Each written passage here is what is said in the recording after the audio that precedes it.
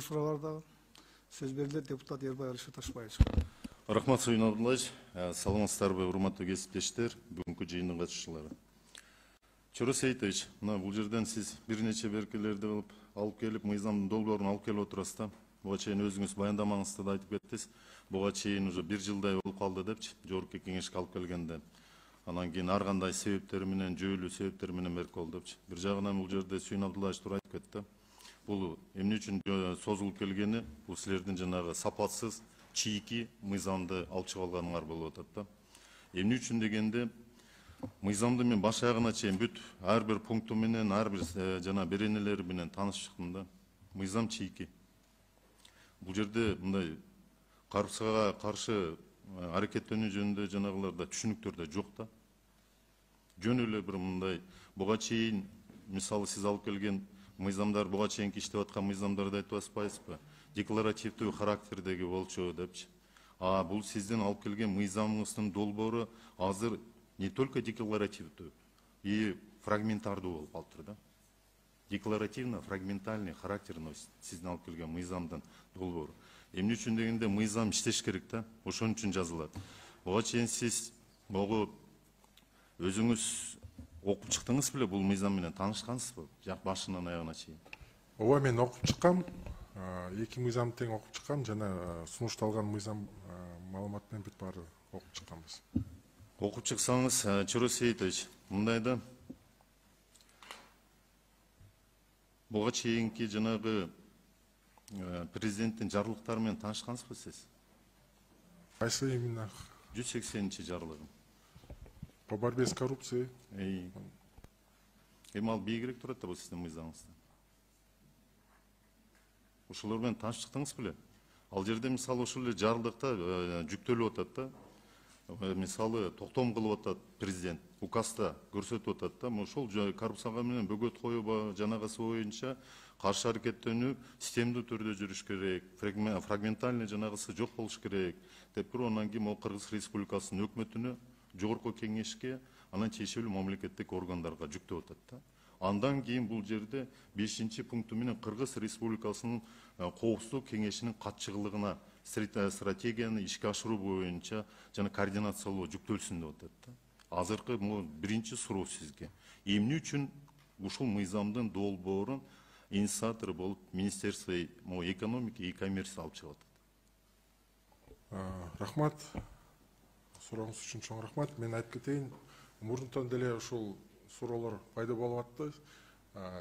Министерство экономики өзүңүздөр билгендей, мындай жалпысынан карайт, экономика жагынан да карайт, социалдык тармактарды да карайт. Эгерде мындай глобалдуу жагынан карасак, ошондуктан Министрлер кабинетинин тарабынан бизге жүктөлгөн болчу ушул мыйзамды жактоо жагынан жана жылдыруу боюнча жогорку кеңеште.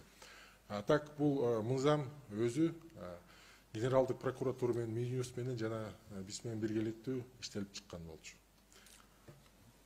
Жок, ошондо мен сизден сурап атпаймынбы. Бул жакта эмне болду? Президенттин жарлыгы дейбизби? Президенттин указы, аткарылышы, контролдоо, башка беркиси буга чейинки эмне жокко чыгардыңарбы?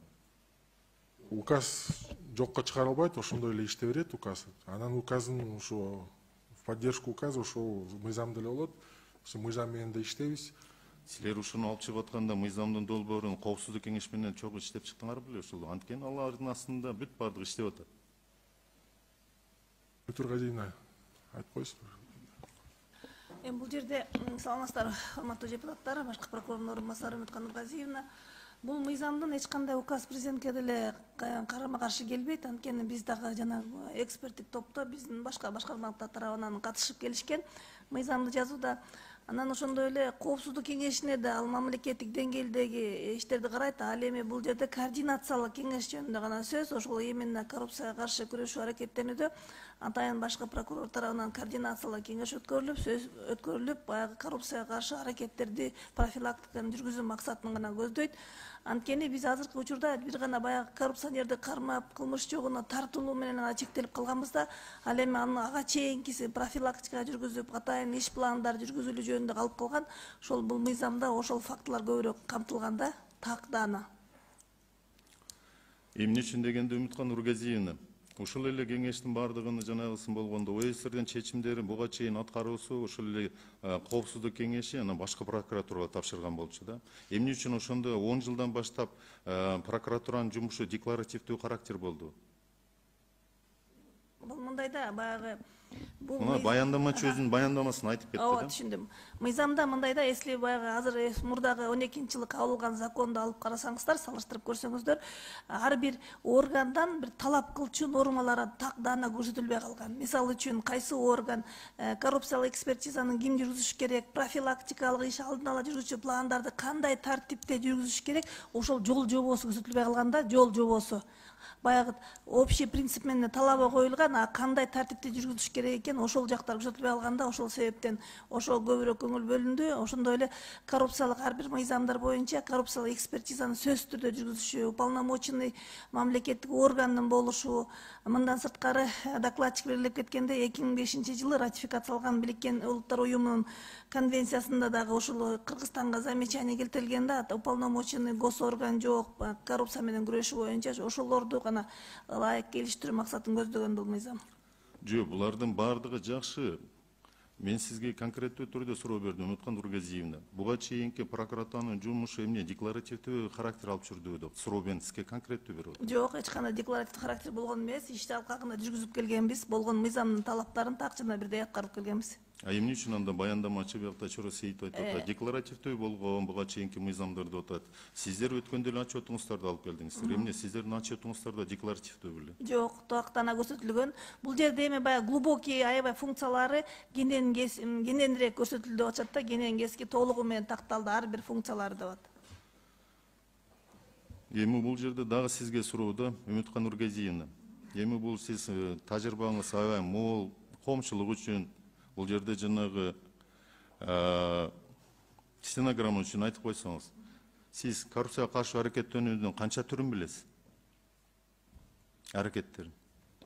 Коррупцияга каршы аракеттенүү боюнча анын түрлөрү жок, общий принциптер менен жүргүзүлөт. Себеби дегенде мыйзамда көрсөтүлгөн да коррупция менен аракеттенүү боюнча бул жүргүзүлгөн иш-чаралар, анан уполномоченный мамлекеттик орган, бул жерде даже президент ошол политика коррупцияга каршы күрөшүү политикасын өзү жетектейт деп жазылган да мыйзамда.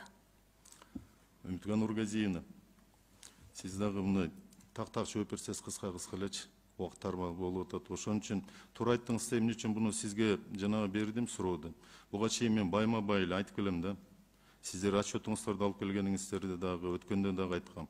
Коррупция менен аракеттенүү туура 4 эле багытта болот да. Булчу орусчасы айтканда предупреждение, пресечение, выявление, возмещение да. Ушул 4 багытта алдын алуу, жоюу, чыгымдарды эсептөө, кайтаруу. Эмне үчүн дегенде, могу сиздердин жанагысы негиздемени карап көргөнүбүздө, могу сунушталган коррупцияга каршы аракеттенүү жөнүндө бул жерде система жок болуп атат да. Системдүү жана комплекстүү мүнөзгө багыты жок бул мыйзамдын. Фрагменталдуу деп айтып кеттим. Олтугун бул мисалы өзүнүн таасирин бербейт. Эмне үчүн дегенде, сиздерде бул жерде жазылган мыйзамдын долбоору бул жакта Үмүткан Нургазиевна эле туура айтып кетти. Алдын алууга гана багытталып калыптыр. То есть сиздердин могу мыйзам алып келген мыйзам только на предупреждение, профилактикага эле болуп калган. Могу жерде полный, толук цикл жок болуп атат. Противодействие коррупция действия, могу коррупцияга каршы чыгуу боюнчачы.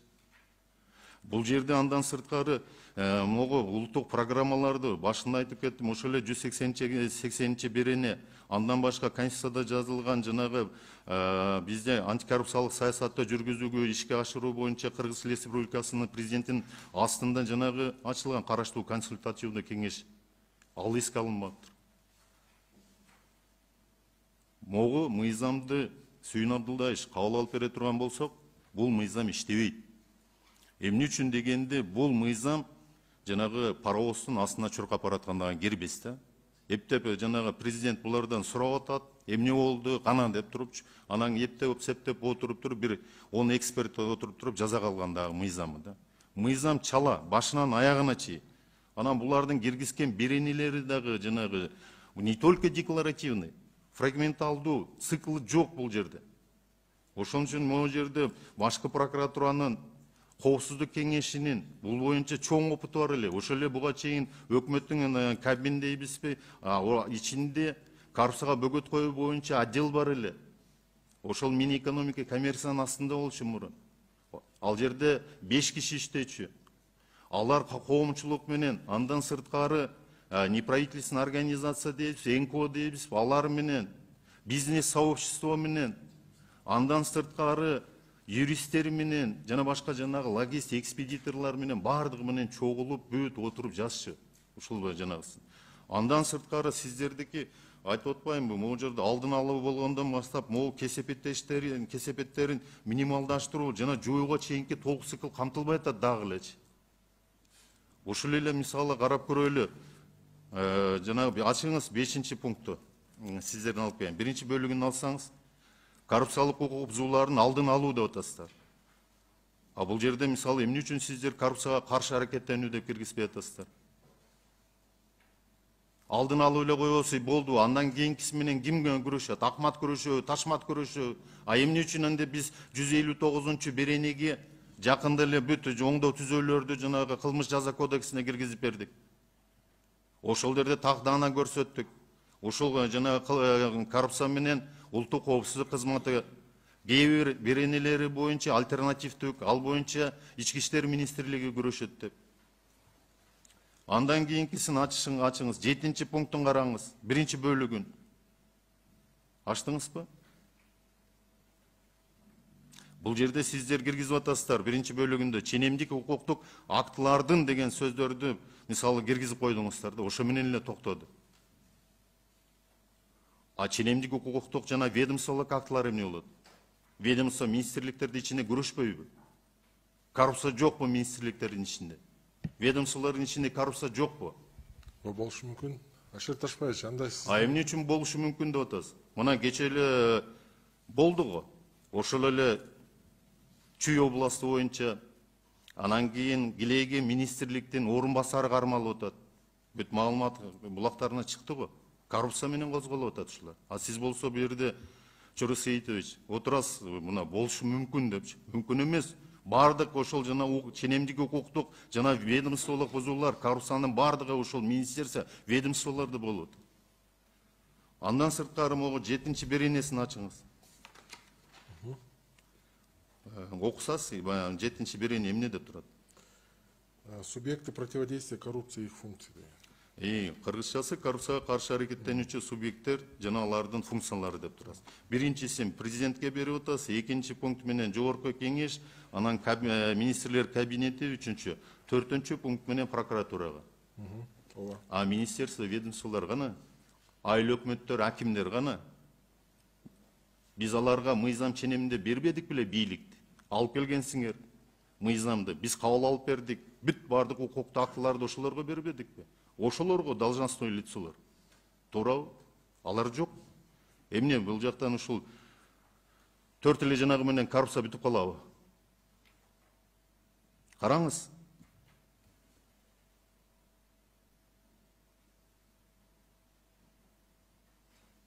Ашер Ташпаевич, туура айттыңыз. Ушул сиз айткан сунуштарды анда киргизейлик. Андан кийин 19-чу беренесин караңыз.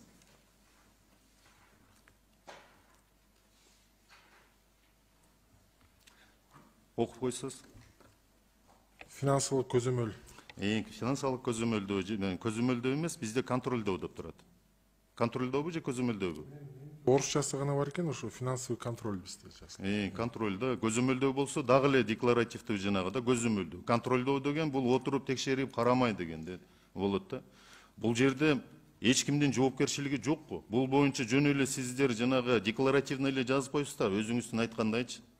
Бул жакта жанагылар жок болуп атпайбы? Ким эмне аткарат, эмне үчүн ким жоопкерчиликтүү дегенди. А мындай боюнча эртең айтып чыгат, ошол эле бардык акимден, айыл өкмөттөн баштап, зам министр, орун басарларга чейин башкача. Мен бул жерде жоопкерчиликти албайм, бул да жазылган эмес депчи. Жоопкерчилик жазбапсыздар го. Андан кийин 22-чи беренени караңыз. Эмне жөнүндө экен сизде? Мамлекеттик сатып алуулар боюнча. Мамлекеттик сатып алуулар системадагы коррупцияга каршы аракеттенүү боюнча госзакупка, Эмне, бизде бир эле госзакупкада коррупция. Башка багытында коррупция жокпу? же жоюп бүткөнбүзбү буга чейин? Жок, бул өзүнчө госзакупкаларды биз чыгарып атпайбызбы берене кылыпчы. Себеби Калган жанагы беренелер менен ким күрөшөт? берене менен ушу жалпысынан ушу мыйзам боюнча эле күрөшөт. Эмне үчүн дегендечи, Чоро Сейитович, мындайда мыйзам чыгаруу өзүнүн жанагылар жоболору бар да, механизмдери бар, башкалары бар. Эми бул мисалы азыр мындайча айтканда бул мамлекеттик сатып алуу жөнүндөгү мыйзам бул профилдик мыйзам да. Бир кичинекей эле Минфиндин астында отурган жанагыныкы профилдик да бул. Бул системаны оңдоого, түзөөгө, коррупцияга каршы бөгөт коюуга эч кандай жанагысы деле жок. Бул ошол жанагы коррупциянын ичиндеги кичинекей бир винтик. Ошого келип такалып атасыздар да. Бул эми сиздердин алып келген мыйзам бүт республиканын ичинде иштеш керек да. Бардык канча министрликтер болсо туурабы? Андан кийинкиси могу жерде жанагы 5 главаны карасыз, окуп койсоз 5 главанычы.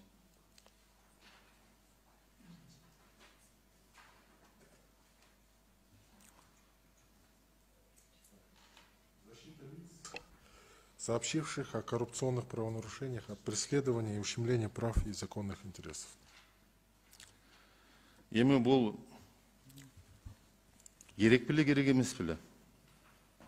Алишер Ташпаевич, бул берене жана статьялар бүт баары керек, главалар. Себеби коррупция жөнүндө маалымат берген киши ушул коргоо жагынан да закондор, мыйзамдар коргошу керек. Себеби мисалы бирөө миллиард деген сомго уурдаса, анан маалыматын берсе, ошол эле коррупцияга малынган киши ошо маалымат берген адамга коркутушу мүмкүн, же дагы бир чараларды көрүшү мүмкүн мыйзамга каршы.